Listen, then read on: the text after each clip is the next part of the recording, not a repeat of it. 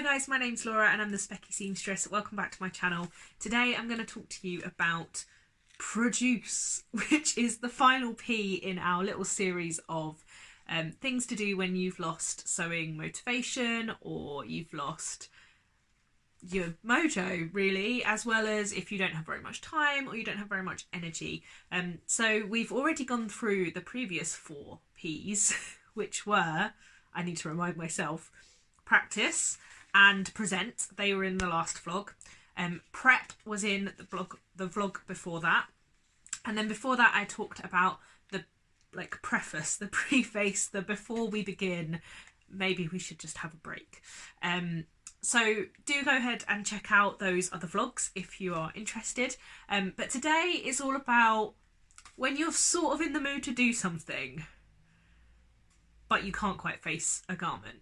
Now, I get in this mood quite a lot and it is the most frustrating one because you want to have done something, you know, like you want to do something with your hands and have a thing at the end of it that you have done.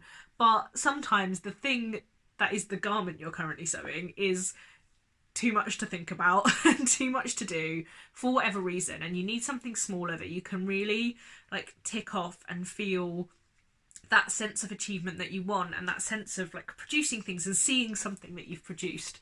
I feel like I'm a little bit talking like a mad woman now, so I hope that you get what I mean by that and that you like some of the suggestions that I have. Now, I will be honest, there were 2 suggestions in here that I was hoping to show you versions of, and I, for different reasons, don't have them. So the first one, which I'm super excited about and is new to me, but was so much easier than I thought it was going to be and so much more satisfying than I thought it was going to be, is produce bias binding from your scraps.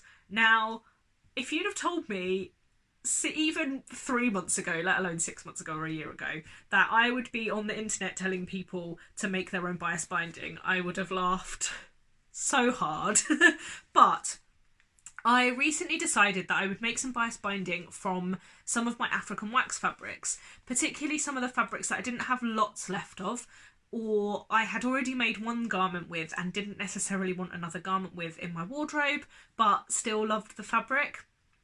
And I decided I would make some bias binding, and I sort of shocked myself for doing it. But it was in one of those moods where I just wanted to try something, and it almost fit into that practice P of last vlog as well.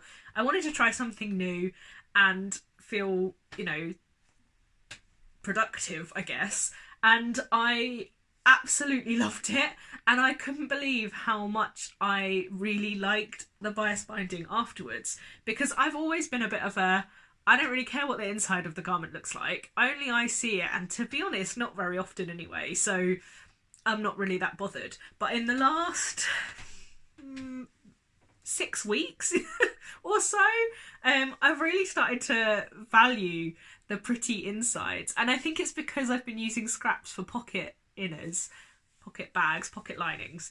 I've really started to enjoy that and think about how else I can kind of implement that in my sewing. And I loved doing this.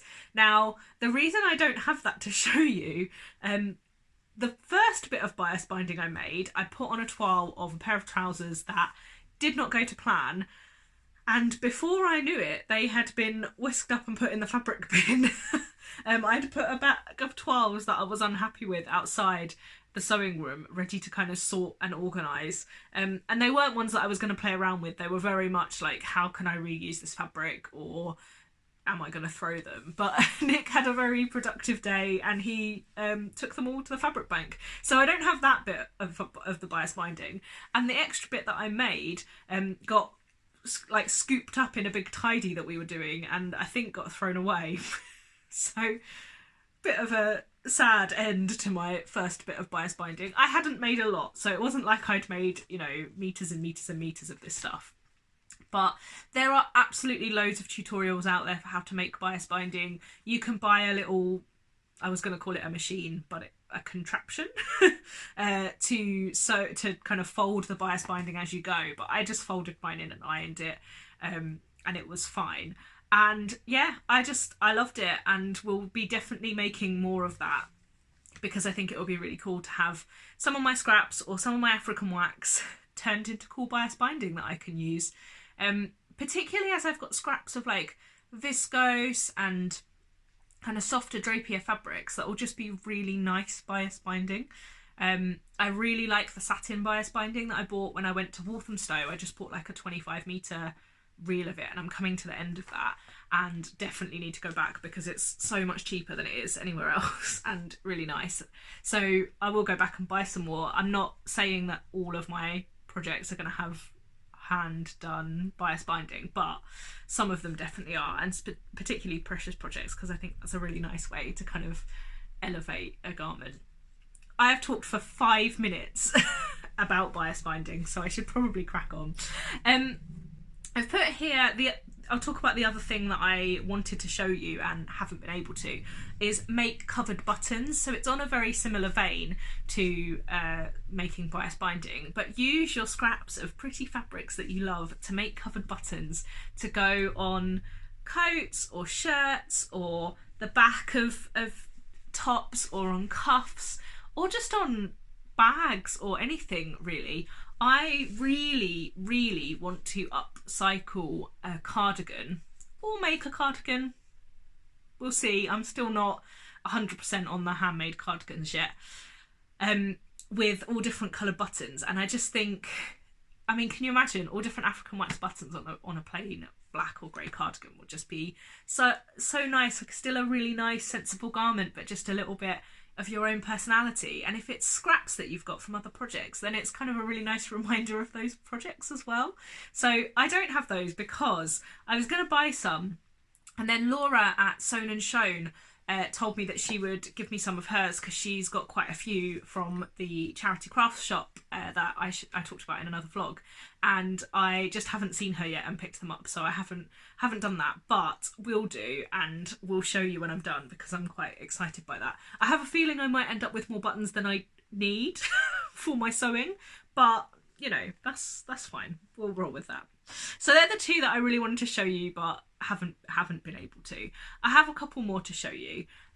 One of the things is just make something that isn't a garment. Now, I know that there are lots of home sewers who really would like to have a tailor's ham or a sleeve roll or a nice handmade pincushion or a bag that you put your scraps and your pins in when you're sewing, or a nice project bag so that when you're out and about sewing you've got something nice to carry it in.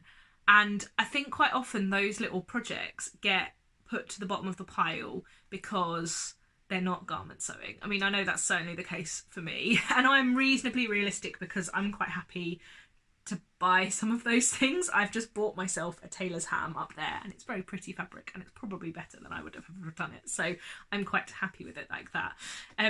But yeah, if you want to be at your machine doing something but you don't have very long, pick up one of those small projects. Again, something I haven't got to show you, but I'm going to be making ironing board covers for my sleeve board that I got from Nick's grandma, and also the tabletop ironing board that I just got, which has just a horrible cover on it that came with it when I bought it. The reason I haven't done that one yet is because I ordered some nice cotton thermal batting so that the heat reflects back upwards from the ironing board as well as down from the iron, and since it's arrived I've been busy with other things, but again, I will show you that soon. But something I did do, which I'd wanted to do for ages, was make something decorative for my sewing room. So I kept this scrap of fabric. Now this you might recognise as the fabric from one of my Chilo tops, my closet case Chilo tops, and I just love this lady. I just love her. I'm wearing my red glasses for her. She makes me happy. And I had a scrap of fabric that had her on it, and I had in my mind that I would make a little kind of stuffed display of some kind. Now I backed it in fabric from one of my Riley collection tops, which is beautiful Bathing Beauties fabric from Alexander Henry, and And I just stuffed it full of all the tiny little scraps that I had, as well as some leftover toy stuffing that I also got from Nick's grandma. And this took me so little time. I mean, it was literally a minute on the machine to whiz around, and then I went downstairs, I watched TV and spent, I don't know, 20 minutes stuffing it and 5 minutes hand sewing the top shut, the bottom shut even. And this just about stands up. I did make it a little bit banana shaped by mistake. I probably should have flared out a little bit down here, but this is going to go up on my shelves when I'm redoing my sewing room, and I'm super excited that I made it. And I just felt really good after doing it, and it really wasn't that difficult to do at all. So I was really, yeah, super pleased with that. So you could do that with all of those other things that you've been thinking about doing for ages and haven't. Like, a lot of people want to use their scraps to make a poof.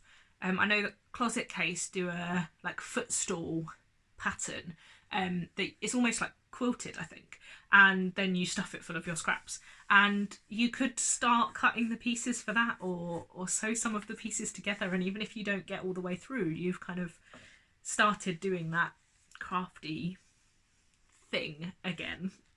And kind of linked to that is hand sewing / embroidery, applique, anything kind of decorative that you've wanted to play around with for a while.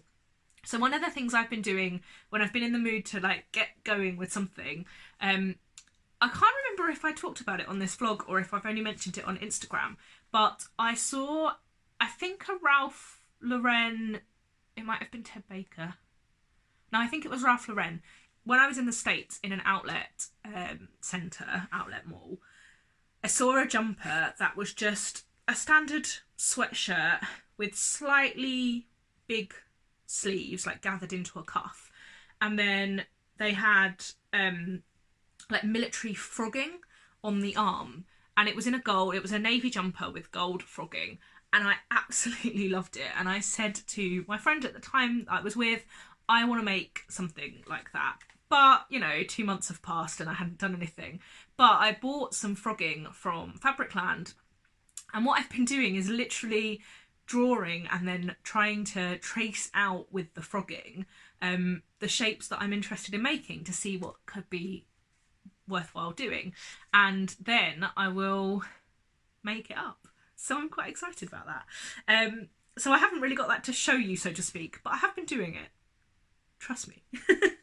Then the other thing that you could do, which I have done a little bit of in the past, but they're all sewn into things now, turn selvages into labels. Now, I love some of the selvages you get, and I've had some really pretty ones with glasses on from fabric that's had glasses on. And if you just cut them out and sew them up into a label, you can either zigzag over the edge, you can tiny roll hem it, or you can sew it into a square, like a, you know, cut a longer strip, fold it right sides together, sew the 3 bottom edges, and then turn it out. So you've got a little label with something cute from a selvage on it. That takes like 3 seconds, but then you've got something nice to add to a garment in the future. So definitely recommend doing that. I mean, even sitting and cutting selvages out that you like is good, kind of productive thing to do. I've also put in here, do that hand sewing you've been putting off, because I think that we do that. I mean, I do it certainly in garments and non-garments. So I am going to show you something. So I got this pillow from Nick's grandparents' house when they moved, and it is amazing. Now, she had sewn this up herself, probably in the 70s, I would say, by the pattern, and it's just so fun. I couldn't not take it with me. But I had a bit of a bad, I washed it because it needed a wash, and then the stitching popped and all the stuffing came out. So I had been putting off restuffing it and hand sewing it back shut for ages, and I finally did it. And now it sits in my sewing room and I absolutely love it. But I think there's other hand sewing bits and pieces, you know, if you've got to hand sew anything on a lined coat or jacket, or if you like to hand sew, I don't know, a blind hem on a trouser, or facings down to shoulder seams, things like that. are a really good way of just getting to the next step of a garment that you might have been putting off. So definitely recommend that if you're struggling with kind of things to do.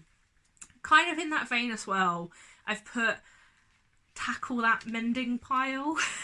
I think we all have a mending pile, don't we? And I've been really enjoying following Vicky at Sustainability on Instagram. She's doing a Monday mending project at the minute. So every Monday she mends something. And yeah, it's a really good idea, because mending projects for me can be really, really lingering.